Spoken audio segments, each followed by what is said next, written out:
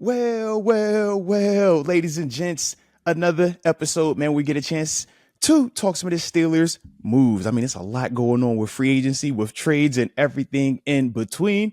So I figured it was time, man. Joined right now by a guy that has some history, man, rocking out with the black and gold, man. Has been covering the Steelers with the Bleav Steelers network, along with working at WRAL Channel 5 down in Raleigh, North Carolina. I'm talking about Mark Bergin, who also used to be a podcast host with none other than Steelers Super Bowl champion Ike Taylor. So, Mark, man, first off, man, definitely appreciate you taking some time to jump on the show with me today, man. And I guess we got to get right into it, bro. What's up with this DK Metcalf move, man? Arthur, thank you so much for having me. We'll get well into this, but I also want to wish you a happy early birthday as well. I'm probably like your last guest before you celebrate the big day, man. No, man, appreciate you. And I see you doing some little homework on your back end over there. All right. Your producer, David, helped me out a little bit with that. But listen, man, last time we chopped it up, we got the DK Metcalf news. Like, listen.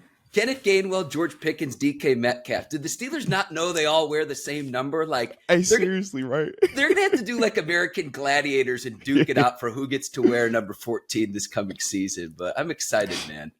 No, without a doubt. And I mean, let's start right there, though, man. With this number 14, the first big name at the number 14 spot being DK. I mean, how did you feel about this trade? Do you think this was a good move, or do you think we kind of reached a little bit here?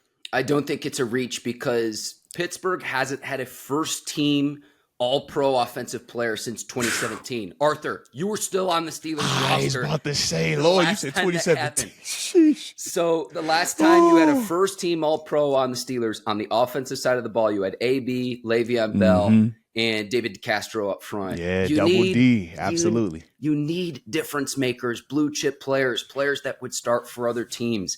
I'm fine trading a second-round pick for DK Metcalf. Is he going to be first-team All-Pro? I don't know. But at least for this coming season. He's in the conversation, though, right? Yeah. He's right there. He's a matchup problem for DBs with the size and speed. And like the tandem he'll have with Pickens, at least for 2025, like, can we just get a quarterback in the door? Like, who wouldn't want to throw to these guys? Hey, look, it's still crazy to think that here we are a couple of days into free agency, and we still don't know who this quarterback is going to be. I mean, we're like, all right, it could be this guy, it could be that guy, but we would have thought we would have been had this done by now, right? You would think.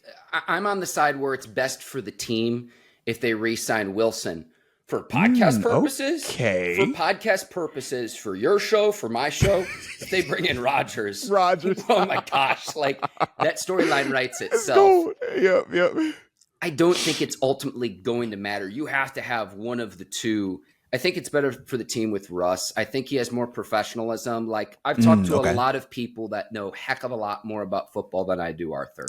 And every time you talk about the quarterback position, the hardest position in sports, they have to be the face of the franchise, the CEO type.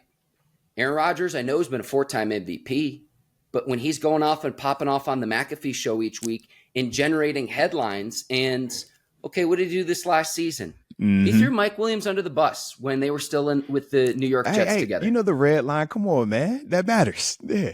So, and here's the thing. You might say, well, Mark, you're taking what he said out of context if you're in Rodgers' camp. He's been in the league long enough to know what he says and how it's going to be twisted and how it's going to be manipulated by media members, especially in New York City, number one, the largest market in the country. When I talk about the leadership component of the quarterback position, that's why I'm a proponent of bringing Wilson back. Now, I'll say this.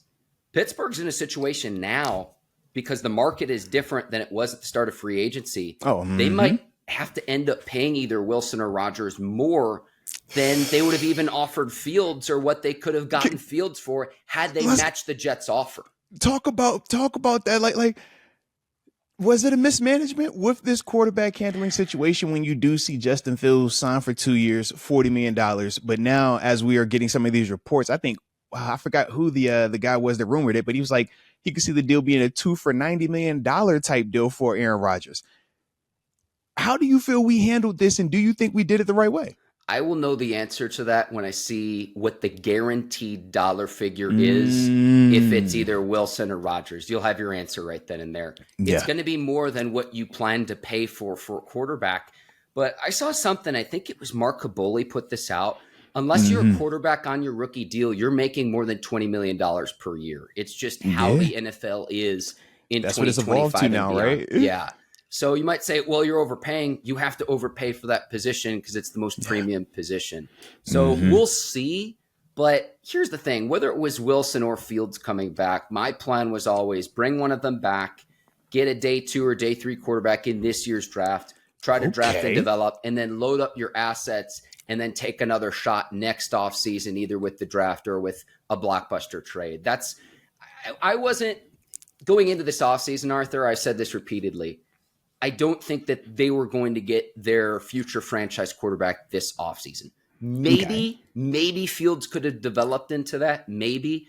But he's going to a franchise in New York. Like, does he not realize the Jets haven't made the playoffs in 14 consecutive seasons? I literally said, he just went right back into that Chicago Bears scenario that he left from. It's dysfunctional from the top down, and there isn't really an identity on the roster right now in terms of which direction they want to go.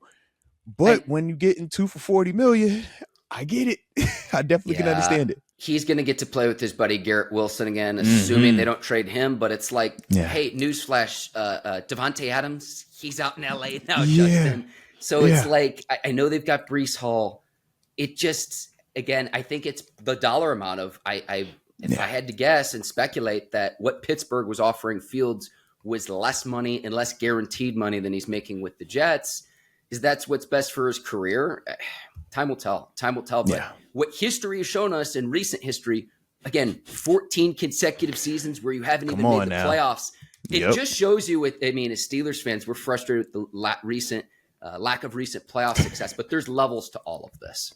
No, without a doubt, man. Shoot, I was about to go even further than that. You saw what happened to the last guy in the black and gold that took his talents to the Jets, Career definitely took a nosedive after that, man. So just be careful over there, man. You got to be careful. But we also had another bigger dude that left and had one of those crazy type of deals, man. Talking about Dan Moore Jr. 4 years, $82 million, $50 guaranteed to go to the Titans. What do you make of that as a Steeler guy? When you're seeing the dude that's been starting at left tackle for the past 4 seasons, a guy that we all were kind of cool with moving on from, but then you see him sign that type of deal. What is your reaction to that? Look, go make your money. If you can go make your money in free agency and the team that you're with is not going to pay to you and someone else will, go do that. And what you can say about Dan Moore is he's been on a cheap contract, on a rookie contract, and he stayed healthy. Has he been an elite level performer? No, but $50 million guaranteed just shows you how other teams need left tackles. Now, from Pittsburgh's standpoint, the draft capital that the Steelers invested on the offensive line, you're going right from the frying pan right into the fire. It's time to develop, and I'm talking about Broderick Jones moving over the left side now. In year 3, Troy Fautanu essentially is going to be a rookie all over again with his knee injury. And then Mason McCormick at right guard because Daniels is going to the Dolphins. Miami, and Zach right? Zach Frazier up front. Yeah. You've invested the draft capital that you need to say, let's go dominate the line of scrimmage and control the clock and physically impose our will on opposing teams. Let's go. That is the mindset, but you actually have to go do it now because, again, like I have a lot of people say, well, shouldn't the Steelers go get more offensive linemen? It's like, well, that's exactly what they've been doing. And the past 3 years, they've been investing in there. Even when you talk about Isaac Seumalo, remember, he was one of those guys that they spent in free agency with. Then you brought up the draft picks. So without a doubt, they've definitely been spending more and putting more of an emphasis on that position group. And you're adding fuel to my fire mentioning Isaac Seumalo of what Andy Weidl's influence is on Omar Khan in the front office. How Andy Weidl helped build the Philadelphia Eagles into a Super Bowl champion. Having a badass offensive line up front, having 2 beasts on the outside. You've got that with Pickens and Metcalf. And then, having a sound running game, and it's a pick your poison. That is how he helped build the Eagles. And I think that's how they're trying to mold the Steelers. I'm not saying Pittsburgh's going to go win a Super Bowl, but I think that is the thought process. Can we stay in DK for a second, though? Because to me, let's talk about it, man. Yeah. Offering the extension to him signals to me that George Pickens isn't going to be in a Steelers uniform long term. Entering the final year for 150. I mean, that's 30 mil per year. We thought TJ Watt's deal was crazy when that happened. This is bigger than that, though. It's like you're in my brain because Watt's also entering a contract season as well. So Pickens going into the final year of his rookie deal, he's going to want to get the bag here in a year. I expect him to ball out. Before the Metcalf trade, Arthur, I would have said if I were Pickens, I would have said, hold out now and force the Steelers to pay you now. I don't think he has that same negotiating leverage with the acquisition of DK Metcalf. But I will say this, if you're paying DK 30 per year and the top level receivers make it, Chase, CeeDee Lamb, Amon-Ra St. Justin Brown, Jefferson, all those Tyreek dudes Hill, up there. They all are 30 mil or more than that. Or 35, salary cap keeps going up and up and up and up. You can't spend that type of money on two guys at the receiver position. So maybe Pittsburgh franchise tags Pickens in a year if he plays really Jamar well. Chase, T. Higgins type concept. Yes, but essentially Pittsburgh will be kind of forced to make that same decision next offseason with Pickens. But the acquisition of Metcalf, just looking at things, because again, here's another thing. Look at the deals that Max Crosby and Myles Garrett just got. And I know you can also say, 35 well, look at, and a half and then 40, and we still got another big fish waiting to go ahead and get paid by the way of Michael Parsons. So, yeah. So that money you're going to have to, if you want TJ Watt in a Steelers uniform, which I think we all do, but if the price tag, though, is $40 million, what's best for the team? Mark, don't you do that, Mark. Don't you do that. Don't you do that. We all want TJ Watt in a Steelers uniform. He's the most popular player. He's the face of the franchise right now. Come on, man. I'm about to say it's 90, man. Yeah. He is. But $40 million per year? That's a lot of money for a non-quarterback. Oh. So, okay, if you have to pay that, how are you also going to find the money to pay Pickens when you're already paying DK as well? Very true. Like fans don't want to hear this. Oh, keep them all. And it's just like, well, someone's got to actually write the check for all of this in terms of how you construct your roster. And this is all while trying to find our quarterback too. But I say, because if we're going to have to go out there and spend money on a Rodgers or a Wilson, and we're no longer getting this, quote unquote discount price, now that's another thing that we're, adding to the equation as well, man, depending on if it's 1 year, 2 years, et cetera, stuff like that. So, shout out to Omar Khan, man. Glad that is his job right now, man. He's going to have to make those numbers work 100%. Yeah. All right. But we also had some other stuff taking place, man. You brought up Kenneth Gainwell early on, but on the front end of that was Najee departing to go to LA to the Chargers. Obviously, that swap. Let's talk about first part, Najee leaving, and then the second part, obviously, the replacement being Kenneth Gainwell. What were your thoughts on that right there? I think the writing was on the wall when the Steelers didn't pick up Najee's fifth-year option. It would have been $6.6 million for this coming season. They said, no, we don't want to do that. You know what's fascinating to me, though, Arthur, is this. Najee Harris, if he hits that, I'm sure there are incentives to that $9 million. It's 9 and some change with the Chargers. It's like 9.5 or something like that. Yeah. He is being paid more money if he gets all of the money in that contract on a per annual basis, more than Derrick Henry. Now, I know Najee's much younger. That's insane to me. Crazy. That's insane to me. Najee doesn't get hurt. He plays in all his games. He doesn't fumble. I have no problems with the Steelers moving on. Yeah. I think within the last 5 years, he's been the best first-round pick for the Steelers. I think he's a consummate pro. Low key, I was about to say, because that is right at the cutoff of TJ Watt, so yeah. I think he's a consummate pro. I think he's a good player. I think it was time to move on. Now, bringing in Gainwell, I think the Steelers saw what he did to them this past year when they played, and he, like Jaylen Warren, is very good in space, a little bit undersized. So now you kind of need to go get a bruiser and a Najee Harris type. The good thing is this draft is loaded at the running back position. But I think you bring Gainwell in because, remember, you traded the second-round pick to get Metcalf. You've got the first-round pick at 21, but then you don't pick again right now until the third round. I'd be cool if the Steelers like a prospect at 21, but they say we could get another pick back and trade back a little bit later in the first round and get maybe a third round pick and have 2 third-round picks, or maybe a very late second-round pick. I would really like that, just because there still are some holes that you need to plug with this roster. But and what I mean by that is right now it's defensive tackle. I think that's what they'll do at 21. I don't want to step on the next topic, but I know, you're good. All of this stuff is interconnected. All of this stuff is interconnected. 1,000%, because that's the other part. It's like, and obviously, man, we're going to get back on, later on this month, man, to talk a little bit more about this draft stuff, because obviously this is giving us a little bit more information about how we might attack the draft. If we go out, obviously 2 weeks ago, we were always talking about wide receiver. Should it be a Mecca, a Buka? Do you sit there and if a Tetero McMillan falls, is that the guy you take? Well, we're not worried about wide receivers in round 1 right now because of the DK Metcalf move. So I do agree. It does shift, to me, the focus to D tackle. Trading back is most certainly an option. But then I also thought, what about, do you take the approach of best player available now when you're sitting there at 21? And I mean, I think with that approach, you do open your options up a lot more, per se, while still trying to grab one of those talented people. But that's the part where, like I said, man, once we get a little bit more info about, maybe another move or two the black and gold are going to be making, then we'll kind of get, more direction in terms of which way they want to go with that. Hang on, Arthur. You said something. Hold your question. You said something really interesting there.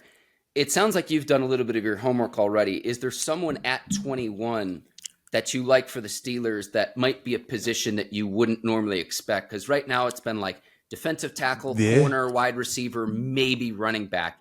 Is there someone there? That was what I had to ask you about. I mean, it's taboo. You're not supposed to ever talk about it or even consider doing it. And we just moved on from one that we did that with in terms of drafting a running back in the first round. But my question is, if I feel like this guy is that talented, right? For name purposes, Ashton Jeanty obviously is a guy that has been talked about going early. I think people had a mock at 12 to the Cowboys. Then the Cowboys started saying that, man, maybe we don't take him at 12. And now that opens up him potentially sliding. As we look at our current room right now with Jaylen Warren and Kenneth Gainwell, it's like, okay, what does that look like if that's available at 21? Is that something that you consider? Is it a Omarion Hampton potentially that you consider at that spot? Because to me, I love what I see from Omarion Hampton in terms of his size, the production. Obviously, I'm a JMU dude. Watched him play against UNC, or watch UNC and JMU play, and he was still producing. And then you go out there and run that 4.4 at the combine, because that was my question about him. I thought he was going to run the Otto Graham, or excuse me, the Otto Gordon time of the 4.6s and 4.7s. He puts the 4.4 laser. I'm like, whoa. So now you really can go. You really have that confirmed speed. So yes, that's the guy that I'm super excited about. But with no second round pick, that's my dilemma. Yeah, that's where trading back is a possibility there. Living in Raleigh, I've gotten to see Omarion Hampton play in Chapel Hill. He's right down the road. He's right down the road. So the first year he put up 1,500 yards. He had Drake May, Tez Walker, 2 NFL players.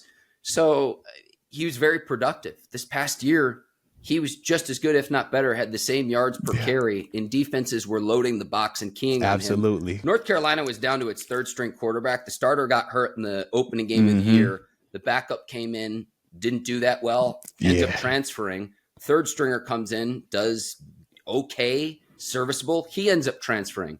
He was the key of every opponent they played this year, and he was still incredibly productive, a do-it-all guy. And I'll end here with Hampton, too. I know any college coach is going to tout up his player and speak highly of a player that he coached for recruiting purposes. Mac Brown, who was longtime Texas head coach. Legendary coach. This was his second stint at North Carolina, is saying, Omarion Hampton's one of the best players in the history of the North Carolina program and as good of a running back as I've ever coached. That has merit to me, because at this stage in Mac Brown's life, he doesn't have anything to lose. He's not coaching anymore either. So he's coached a lot of players too in this time frame. A lot of players. Yes. So I love Hampton. I have Hampton over G&T on my draft board, and I don't know if that's controversial at all. I like it's not to me. I love the size. I love the speed. I think he's complete. He reminds, when I saw Joe Mixon the first time, looking at Omarion Hampton, I'm like, this is just another newer model of that. And the same way I thought Joe Mixon was the newer, bigger, speedier model of L. Bell at that time. To me, man, I'm like, I like this dude a lot. And I think that he provides that powerful piece that we've been missing, or that we will be missing now that Najee is no longer on this roster. So yeah, I like how you talking over there, but we'll get to that a little bit later. You know, we got time. We got time, all right? But you At speak my 21, language though, with Omarion Hampton. Man. At 21, But though. is that too early, though? And that's the question. For me, it's any running back. It's just positional value for what the NFL is now. If you could trade back towards the end of the first round and still get Hampton, do it. Yeah. So if you could get a little bit more capital back, even if it was like another 4th round pick. Yeah. Something a 4th or a 3rd or anything like that. Yes. That would be my thought process. At 21, it has really nothing to do with Hampton or G&T as prospects. It's the positional value of the running back position. And that's why we said it's taboo. You're not supposed to talk running backs in the first round, but the way that the Steelers are gonna be coming to the draft right now, it looks like you're gonna have a lot of pieces already there. And if you think that this player as a whole is just better than the top D line prospect or the top D tackle prospect that's available to you at that time, that's where I kind of have this dilemma of picking this position because it's more valuable versus this player who I think is just a better football player. And, you know, here we are with that thing, man. So it's definitely going to be exciting, though. Definitely going to be exciting.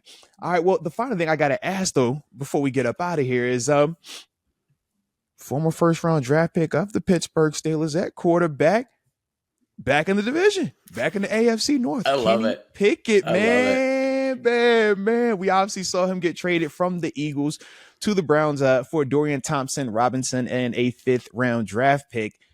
What did you make of that, man? And yeah, here we are. KP8, he back.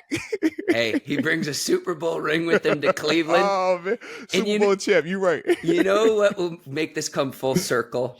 If the Steelers sign Jameis Winston, you have Jameis Winston starting for the Steelers against Kenny Pickett starting for the Browns. Let's do it, Oh, my Arthur. gosh, man. Let's do it.